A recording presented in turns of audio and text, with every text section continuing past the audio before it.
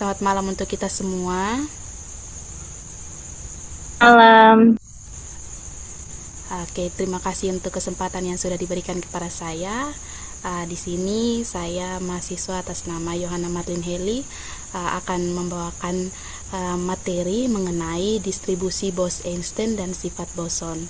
Di sini fokusnya adalah bagaimana sifat dasar boson mempengaruhi cara partikel terdistribusi dalam suatu sistem, khususnya dari sudut pandang fisika statistik.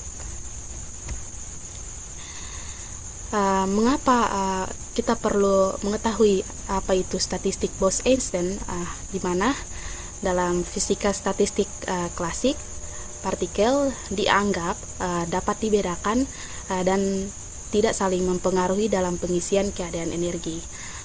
Pendekatan ini cukup baik pada suhu tinggi dan kerapatan rendah, namun pada skala mikroskopik, khususnya pada suhu rendah, panjang gelombang de Broglie, partikel menjadi sebanding dengan jarak antar partikel.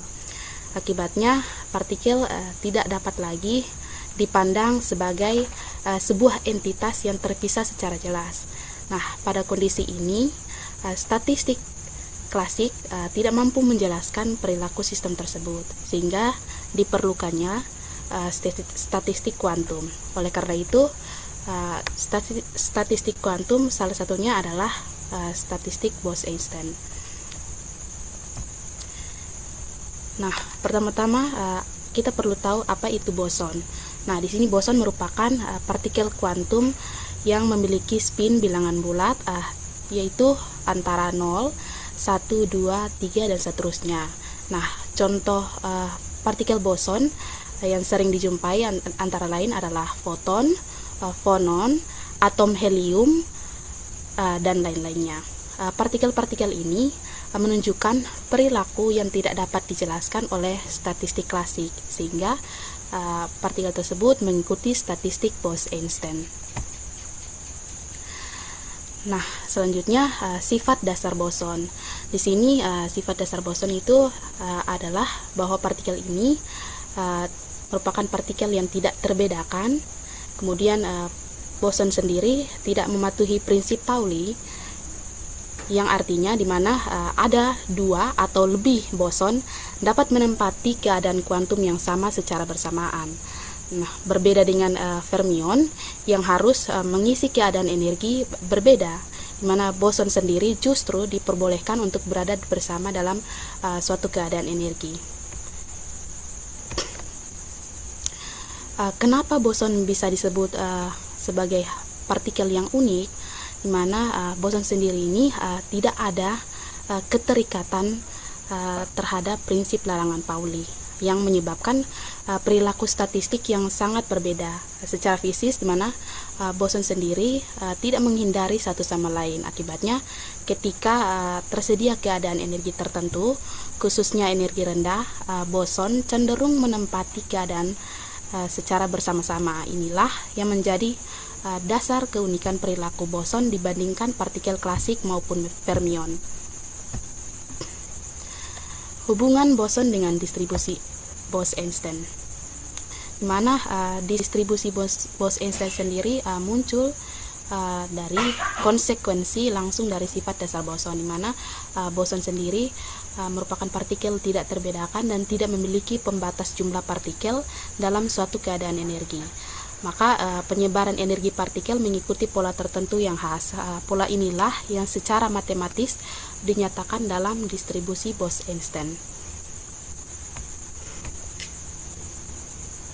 Di sini kita lihat ada dua gambar perbandingan antara penyusunan partikel fermion dan boson, di mana di sini boson memiliki peluang lebih besar untuk berada pada keadaan yang sama, yang dimana penumpukan boson bukanlah akibat gaya tarik, melainkan akibat sifat fisika statistik kuantum yang mereka miliki. Di sini boson menunjukkan bahwa partikel dapat mungkin berada dalam keadaan yang sama lebih dari satu atau dua partikel. Kemudian di sini boson juga menegaskan bahwa kecenderungan penumpukan terjadi pada energi rendah. Selanjutnya konfigurasi boson. Di sini dalam statistik Bose-Einstein diperhitungkan bukanlah urutan partikel, melainkan jumlah partikel yang berada pada tiap tingkat keadaan energi. Nah, karena boson tidak dapat dibedakan, maka pertukaran antar partikel tidak menghasilkan keadaan yang baru. Oleh karena itu, konfigurasi ditentukan oleh beberapa banyak boson yang menempati setiap tingkat energi. Nah, di sini sistem boson sendiri memiliki 3, yaitu tingkat energi, jumlah keadaan yaitu Gs, kemudian jumlah partikel. Nah, di sini tujuan konfigurasi boson adalah menentukan bagaimana partikel terdistribusi, kemudian distribusi muncul dari peluang terbesar secara statistik.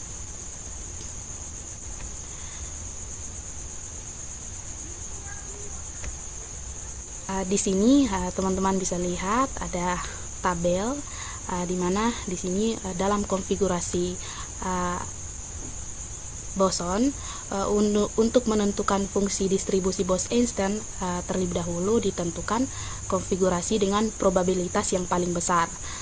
Konfigurasi ini memiliki probabilitas yang jauh lebih besar daripada konfigurasi-konfigurasi lainnya, sehingga hampir seluruh waktu sistem boson membentuk konfigurasi tersebut. Nah, di sini dalam pembagian tingkat energi dalam tabel di sini ada 3 keadaan energi dan diisi oleh 4 partikel yang tak terbedakan, di mana GS-nya ini adalah 3, kemudian NS adalah 4.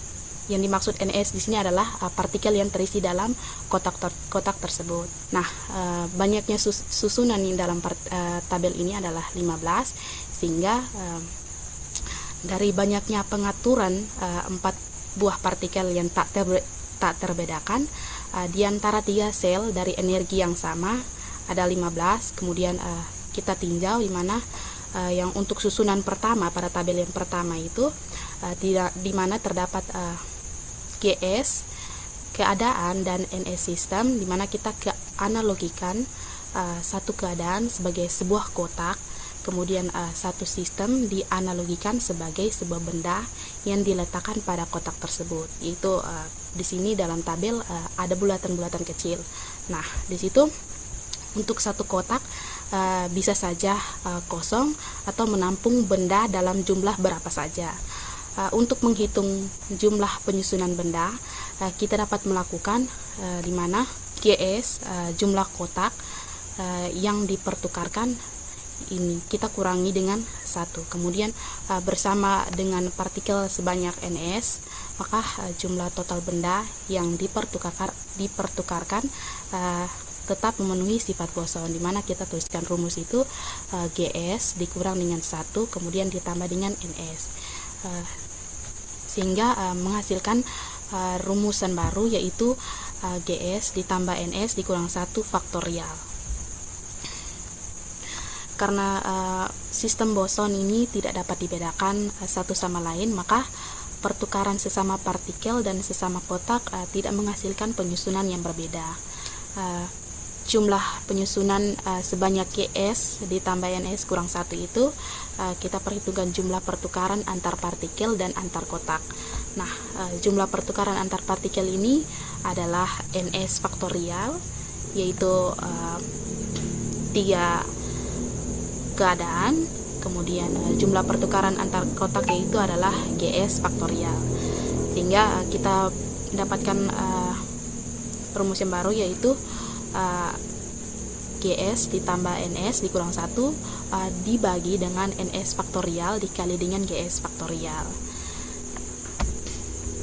Sehingga di sini kita akan mendapatkan probabilitas, yaitu rumusnya W probabilitas assembly sama dengan pi besar atau deret perkalian, di mana S-nya itu dari 1 sampai ke M, kemudian GS ditambah NS dikurang 1 faktorial per dengan NS faktorial dikali dengan GS faktorial. Nah, di sini GS sendiri merupakan jumlah keadaan energi, yaitu 4 energi yang diisi dalam tabel tersebut yang tadi.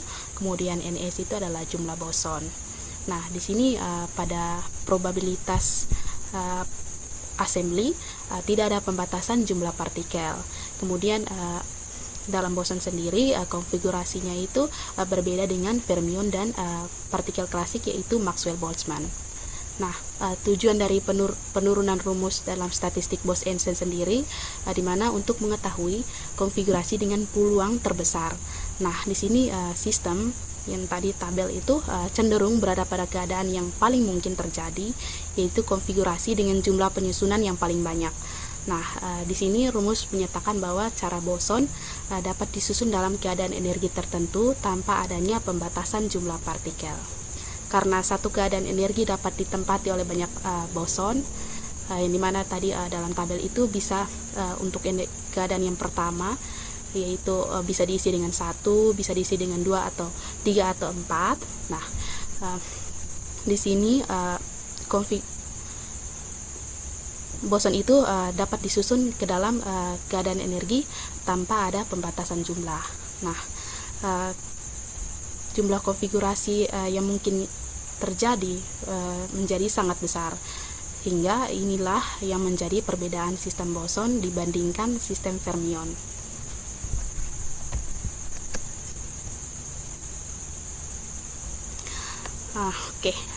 Dimana secara fisik sistem cenderung berada pada konfigurasi yang memiliki peluang terbesar.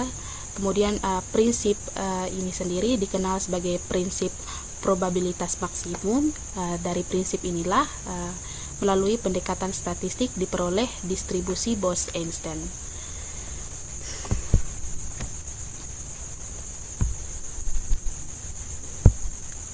Nah, di sini kita lihat ada rumus distribusi Bose-Einstein di mana menyatakan jumlah rata-rata boson pada suatu tingkat energi sebagai fungsi dari energi dan suhu. Di sini distribusi menggambarkan mengenai bagaimana partikel boson menyebar dalam sistem kuantum pada keadaan setimbang. Di sini rumusnya yaitu Ns sama dengan Gs per eksponensial minus alfa ditambah energi dibagi dengan konstanta Boltzmann dikali dengan suhu, kemudian dikurangi dengan 1. Nah, di sini dari distribusi ini dapat dilihat bahwa pada tingkat energi yang rendah, jumlah boson dapat menjadi sangat besar, terutama pada suhu sistem rendah. Nah, hal ini menunjukkan bahwa boson cenderung berkumpul pada keadaan energi terendah, sehingga hal tersebut menjadi salah satu ciri khas sistem boson. Nah, tanda minus pada rumus ini pada rumus distribusi Bose-Einstein ini merupakan ciri khas statistik, di mana tanda ini mencerminkan fakta bahwa boson tidak memiliki pembatasan pengisian keadaan energi, sehingga keberadaan satu boson justru meningkatkan peluang boson lain untuk berada pada keadaan yang sama. Sekian penjelasan saya mengenai distribusi Bose-Einstein dan sifat boson. Terima kasih. Selamat malam untuk semuanya.